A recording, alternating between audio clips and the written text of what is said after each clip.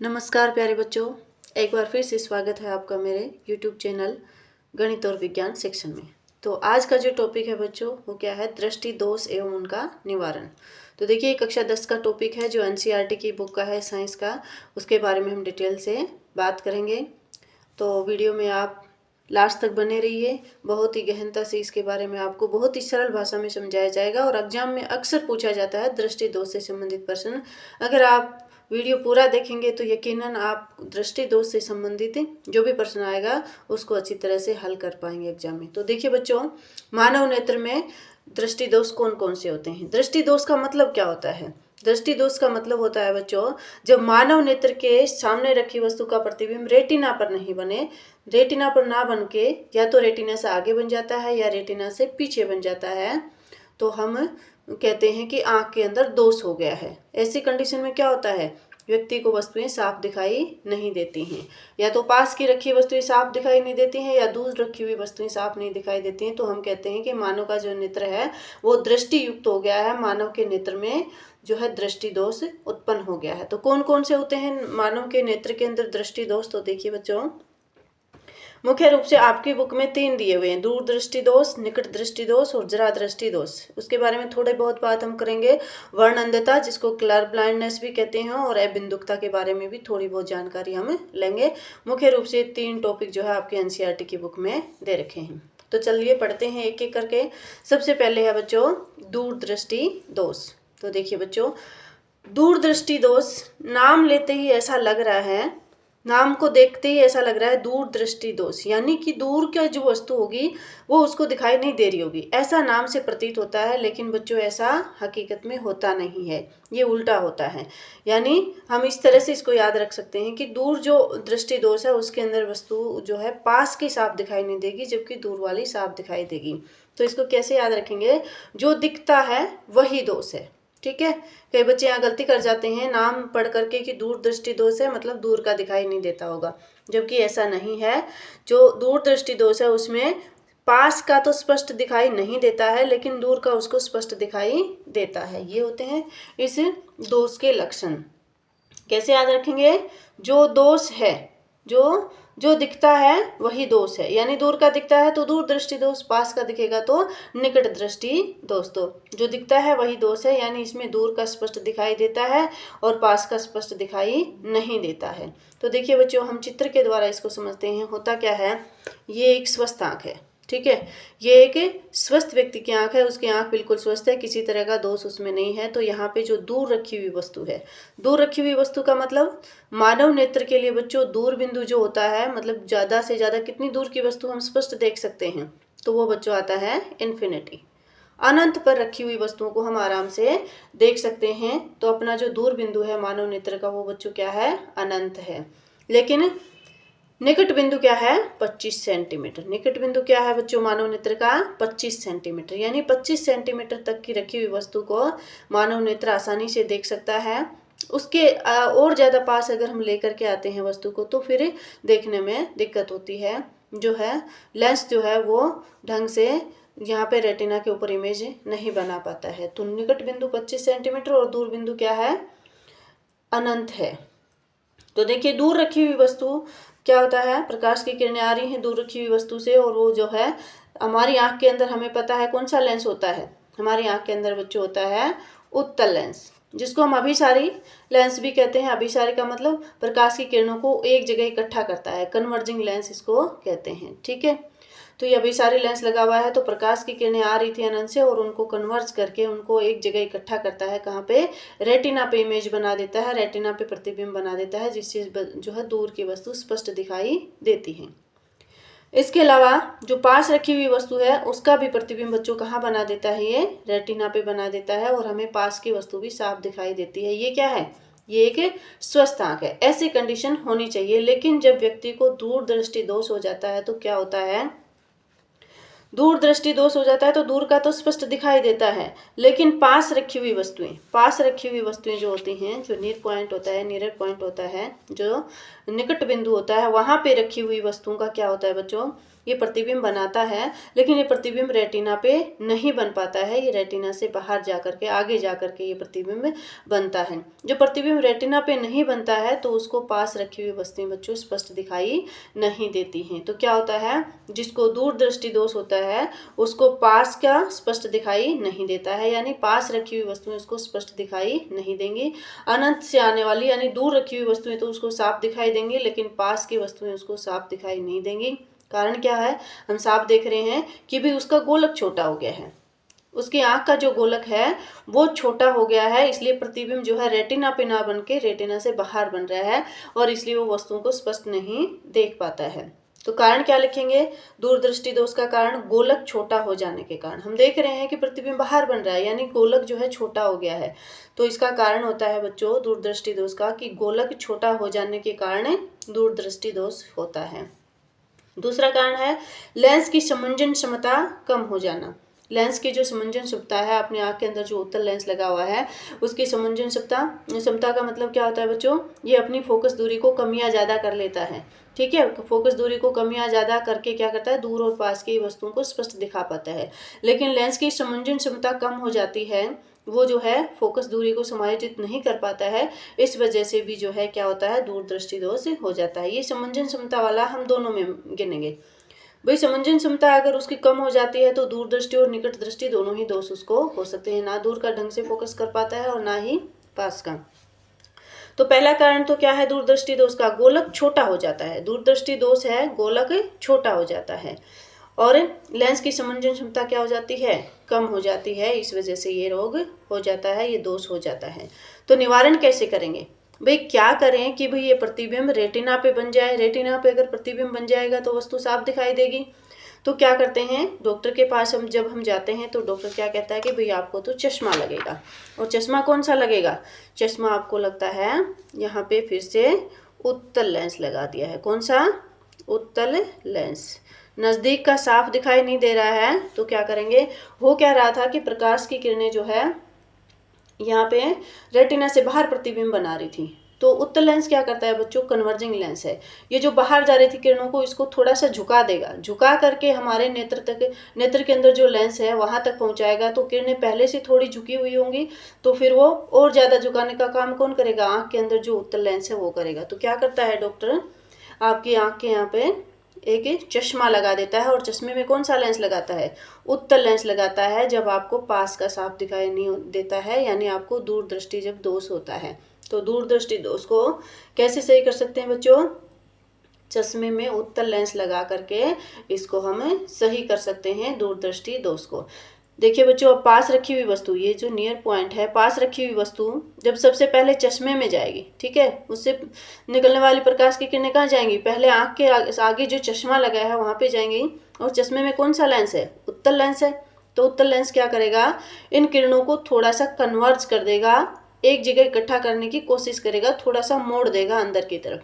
और ये मुड़ी हुई किरणें अब जब अंदर वाले आंख के लेंस के अंदर जाती हैं तो ये और ज़्यादा मोड़ेगा और जो है प्रतिबिंब जो पहले बाहर बन रहा था उसको फिक्स रेटिना पे बना देता है। इस तरह से बच्चों दूरदृष्टि दोष को दूर कर सकते हैं, कैसे, चश्मे में उत्तल लेंस लगा करके। तो ये था बच्चों आपका दूरदृष्टि दोष। जो बच्चे सोर्स नोट्स बनाना चाहते हैं, एग्जाम टाइम में रिवीजन के लिए बहुत ईजी रहता है, वो इसका स्क्रीनशॉट ले सकते हैं। ठीक है, थोड़ा और आगे करके मैं आपको दिखा देती हूँ।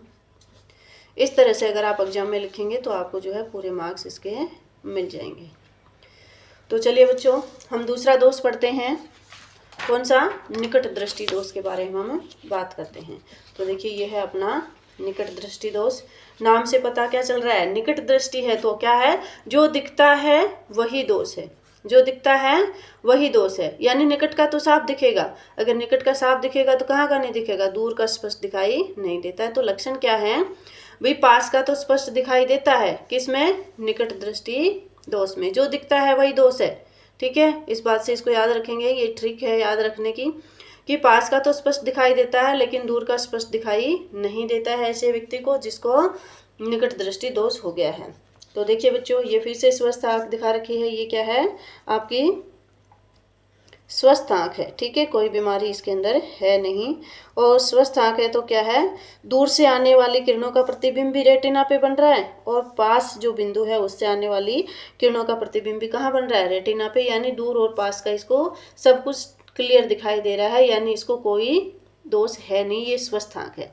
लेकिन जब आँख दोष युक्त हो जाती है, जब आँख दोष युक्त हो जाती है, निकट दृष्टि दोष जब हो जाता है, तो क्या होता है, पास पास रखी हुई वस्तु तो उसको स्पष्ट दिखाई देती है, उसका प्रतिबिंब तो रेटिना पे बनता है, लेकिन जो दूर रखी हुई वस्तु है उसका प्रतिबिंब बच्चों क्या होता है, रेटिना से पहले ही बन जाता है।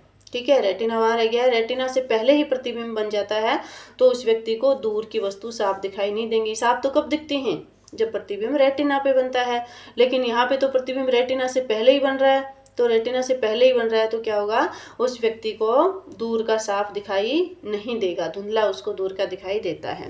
क्या होता है फिर, कारण क्या होता है, तो देखिए इसका कारण हम देख रहे हैं कि गोलक बहुत बड़ा हो गया है। प्रतिबिंब इतना होता गोलक तो रेटिना पे प्रतिबिंब बनता, लेकिन इसका गोलक बड़ा हो गया है, तो हम क्या लिखेंगे, निकट दृष्टि दोष का कारण क्या है, गोलक बड़ा हो जाता है। ठीक है, गोलक बड़ा हो जाने के कारण निकट दृष्टि दोष होता है। और दूसरा वही कारण, लेंस की समंजन क्षमता अगर कम हो जाती है तो भी निकट दृष्टि दोष बच्चों हो जाता है। निवारण कैसे करेंगे, जब डॉक्टर साहब के पास जाएंगे तो डॉक्टर साहब आपको फिर से चश्मा देंगे, और उस चश्मे में इस बार वो कौन सा लेंस लगाएंगे, कौन सा लगाते हैं, अवतल लेंस लगाते हैं। ठीक है, क्यों लगाते हैं बच्चों अवतल लेंस, देखिए हम देख रहे हैं कि प्रतिबिंब अपना रेटिना से पहले बनता है, तो अगर ये किरणें थोड़ी सी फैली हुई होती, अगर ये प्रकाश की किरणें थोड़ी सी फैली हुई होती, तो ये लेंस धीरे धीरे जब इनको एक जगह पे कन्वर्ज करता, एक जगह पे इकट्ठा करता, तो क्या बनता, प्रतिबिंब रेटिना पे बन जाता। तो क्यों ना किरणों को थोड़ा सा फैला दिया जाए, और फैलाने का काम कौन करता है, ये अपसारी लेंस करता है, यानी अवतल लेंस आपका क्या करता है, डाइवर्जिंग लेंस जिसको कहते हैं, अपसारी लेंस जिसको कहते हैं, वो क्या करता है, किरणों को फैलाने का काम करता है। तो अब दूर से रखी हुई जो वस्तु है उससे जो किरणें आ रही हैं, उसके सामने हमने क्या लगा दिया, आंख के ऊपर चश्मा लगाया और चश्मे में अवतल लेंस है, तो जैसे ही प्रकाश की किरणें अवतल लेंस में प्रविष्ट होंगी, इसका तो काम क्या है, फैलाने का, तो ये किरणों को फैला देगा, किरणों को फैला देगा। तो अब लेंस में जो पहुंच रही हैं तो ये सीधी नहीं आ रही है, ये फैल करके आ रही हैं, और ये लेंस फिर क्या करेगा, इनको कन्वर्ज करेगा, एक जगह पे इकट्ठा करेगा, और इस तरह से जब ये करेगा तो प्रतिबिंब कहाँ बन जाता है, फिक्स रेटिना पे बन जाता है। ये डॉक्टर आपका नंबर देखता है भी किरणों को कितना फैलाना है, ठीक है, कितना फैलाना है उस हिसाब से वो आपको नंबर देता है, जितना फैलाना उस हिसाब का नंबर आपको मिलता है, उस पावर का नंबर आपको मिल जाता है, और फिर आपका जो प्रतिबिंब है वो बिल्कुल रेटिना पे बनता है, और जब रेटिना पे बनता है तो वस्तुएं आपको स्पष्ट दिखाई देनी शुरू हो जाती हैं वापस से। तो इसका निवारण क्या है, चश्मे में अवतल लेंस का प्रयोग करके हम क्या कर सकते हैं, निकट दृष्टि दोष को दूर कर सकते हैं। तो बिल्कुल आसान भाषा में मैंने समझाया, ये निकट दृष्टि दोष है। और तीसरा जो दोष है वो क्या है बच्चों, जरा दृष्टि दोष। जरा दृष्टि दोष, देखिए नाम से पता चल रहा है, जरा जरा सा दिख रहा है, क्या दिख रहा है, जरा जरा सा दिख रहा है, पूरा उसको दिखाई नहीं दे रहा है। जब आयु में वृद्धि हो जाती है तो क्या होता है, आयु में वृद्धि हो जाने के कारण लेंस की समंजन क्षमता कम हो जाती है, लेंस जो है फोकल लेंथ को समायोजित नहीं कर पाता है, फोकस लेंथ जो होती है, फोकस दूरी होती है, उसको कम या ज़्यादा करने में लेंस सक्षम नहीं होता है, जैसे जैसे व्यक्ति की उम्र बढ़ती है। तो क्या होता है, फिर उसको ना तो दूर की वस्तुएं साफ दिखाई देती हैं और ना ही पास की साफ दिखाई देती हैं, दोनों ही तरफ उसको धुंधला धुंधला दिखाई देता है। इसको हम कहते हैं जरा दृष्टि दोष।